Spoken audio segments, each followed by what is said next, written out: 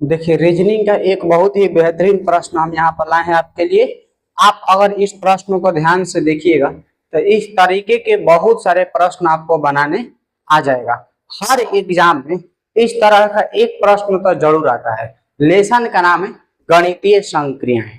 गणितीय संक्रियाएं से संबंधित एक प्रश्न तो आना निश्चित है। तो इसलिए अगर आप इसको देखते हैं, ये बहुत आसान प्रश्न है। ठीक है, आप अगर इसको बनाना सीख जाते हैं तो इसके जैसे दूसरे प्रश्नों पे बनाने सीख जाइएगा। प्रश्न देखिए, यदि भागा का अर्थ प्लस है, प्लस का अर्थ भागा है और माइनस का अर्थ गुणा है, तो इस व्यंजक का मान आपको बताना है कि क्या होगा। ठीक है, तो ऐसे प्रश्नों को आप कैसे बनाएंगे तो आपका समय जो है वो बचेगा। क्या आप काम इसमें करेंगे? सबसे पहले तो देखिए, आपको इसमें बॉडमास का नियम एकदम क्लियर रहना चाहिए ताकि आप में माइनस प्लस में आपसे गलतियां नहीं हो। अगर आप माइनस प्लस में गलती करेंगे तो फिर सवाल कैसे बनेगा? ये तो पूरा प्रश्न ही माइनस प्लस वाले कैलकुलेशन से। एक छोटा सा स्टेप दूसरा ये है कि इसके चिन्हों को बदलना है। जो प्रश्न में पहले से चिन्ह दिए गए हैं, जैसे इसमें पहले से जो चिन्ह दिए गए हैं, इसको बदल देना है। और किस तरीके से बदलना है ये आपको जानने के लिए ऊपर आप हेडिंग पढ़िएगा तो ऊपर लिखा हुआ है कि भागा का प्लस है, तो जहां भागा है वहां पर आपको प्लस लिखना है। फिर प्लस का अर्थ भागा है, तो जहां पर इसमें प्लस लिखा होगा वहां पर आपको भागा करना होगा। और माइनस का अर्थ गुणा है, तो जहां पर माइनस दिया होगा वहां पर आपको गुणा करना पड़ेगा। अब आप इस प्रश्न को बनाइए, हल करिए।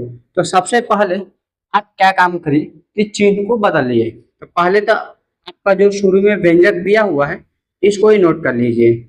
एक बार यही नोट करने से याद भी होता है कौन सा चिन्ह कहाँ दिया हुआ है। और बदलने के बाद यहाँ लिख लीजिएगा, चिन्ह बदलने के बाद ये चिन्ह कैसे बदलेंगे? तो 25 और भागा का अर्थ देखो बाबू, भागा का अर्थ क्या है? प्लस है ना, तो भागा के जगह पर प्लस लिखेंगे, तो +5। एक बार फिर यहाँ दिया हुआ है भागा, तो एक बार फिर से भागा के जगह पर क्या लिखेंगे? प्लस लिखेंगे। आगे लिखा है प्लस का अर्थ भागा है, तो इसमें तो कहीं भी प्लस दिया ही नहीं है, तो प्लस नहीं दिया है तो कोई बात नहीं, बदलेंगे भी नहीं। आगे पढ़ते हैं, यहाँ पर माइनस आ गया ना, तो आगे प्रश्न पढ़िए, लिखा है माइनस का अर्थ गुना है, तो इस माइनस के जगह पर आप क्या लिख दीजिए? गुणा लिख दीजिए। और जो आपके पास पहले से अंक है वो अंक हो गया। तो ये आपका मेन प्रश्न था, जो मेन प्रश्न था वो ये था। और चिन्ह बदलने के बाद जो आपको मिला है वो ये है। आप इसको हल करिएगा ना, ऊपर वाले को हल करिएगा तो इसका आंसर नहीं आएगा, लेकिन अगर आप इसको हल करिएगा तो इसका आंसर आ जाएगा। क्योंकि इस प्रश्न का ही मोटिव रहता है कि पहले चिन्ह बदलिए और तब फिर हल करिए। तो आप पहले चिन्ह बदलेंगे और तब प्रश्नों को हल करेंगे। तो यहाँ पर हम लोगों ने चिन्ह बदल लिया है और अब हल करेंगे। तो सबसे पहले 25 और 5 को आप जोड़ लीजिए, तो ये हो गया 30 प्लस, यहाँ 2 हम इसमें इसलिए नहीं जोड़े हैं क्योंकि 2 और 15 के बीच में गुणा का चिन्ह दिया हुआ है, तो पहले गुणा होगा। बॉडमास के नियम में जोड़ करने से पहले गुणा किया जाता है, तो पहले गुणा किया जाएगा। तो यहाँ पर 15 दूनी हो जाएगा 30, और 30 और 30 को जोड़िएगा तो ये आपका हो गया 60। तो इस प्रश्न का जो सही आंसर होगा वो होगा 60। देख लीजिए किस ऑप्शन में है, ऑप्शन नंबर सी आपका सही है। गलती इसमें कहाँ कहाँ हो सकता है, एक नजर हम लोग उस पर डालते हैं। पहला गलती ये हो सकता है कि जब आप इस सवाल को बनाते हैं तो चिन्ह नहीं बदलिएगा और डायरेक्टली 25/5 और फिर भागा 2 और -15 को हल कर दीजिएगा, आपका आंसर नहीं आएगा।